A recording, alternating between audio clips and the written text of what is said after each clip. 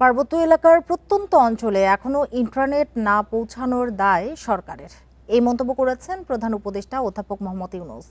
দায় কাঁধে নিয়ে শিক্ষার্থীদের কাছে ক্ষমাও চেয়েছেন তিনি। মঙ্গলবার ৩ পার্বত্য জেলার ১২টি বিদ্যালয়ে ই লার্নিং কার্যক্রমের উদ্বোধন করে এসব কথা বলেন প্রধান উপদেষ্টা।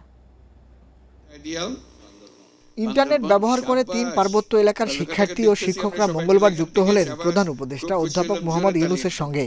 উপলক্ষ পার্বত্য এলাকায় ই লার্নিং চালু করা।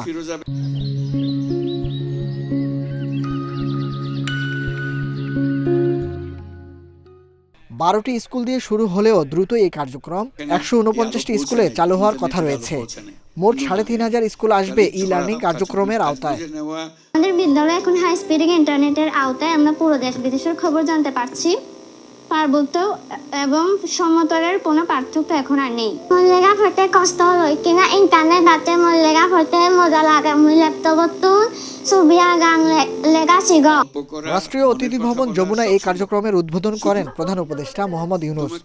এই সময় পার্বত্য চট্টগ্রাম বিষয়ক মন্ত্রণালয়ের উপদেষ্টা সুপ্রদীপ চাকমা বলেন, সরকার পার্বত্য অঞ্চলের মানুষদের পেছনে রাখতে চায় না। ১৪৯টা স্কুলকে আমরা এই ই লার্নিং এ ভিতরে নিয়ে আসবো। পার্বত্য অঞ্চলে যেটা ফিল করতেছি যে আমাদের শিক্ষার মান উন্নত হওয়া দরকার, যেটাকে আমরা কোয়ালিটি এডুকেশন বলি। আর্থসামাজিক উন্নয়নটা হওয়া দরকার, পরিবেশ উন্নয়নে আমাদের কাজ করা দরকার। এই ই লার্নিং এর মাধ্যমে আমরা একমাত্র পার্বত্য এলাকায় কোয়ালিটি এডুকেশনটাকে এনশিওর করতে পারবো।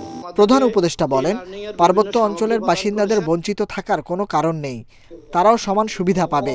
সারা দুনিয়াতে আলো জ্বলতেছে, তোমাদের এখানে নাই, এটা আর কোনো ব্যাখ্যা নাই। ব্যাখ্যা একমাত্র যেটা আমরা কাজটা ঠিক মতো করতে পারি না, এদিন এটা আমাদের, তার জন্য আমরা দায়ী।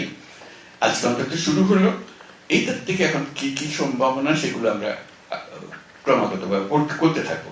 ভার্চুয়ালি যুক্ত হয়ে 3টি প্রাথমিক ও 9টি মাধ্যমিক বিদ্যালয়ের শিক্ষক শিক্ষার্থীরা প্রধান উপদেষ্টার সঙ্গে মতবিনিময় করেন। তার মধ্যেও নাকি লোক যায় না। Nahid Kamal, independent news, Dhaka.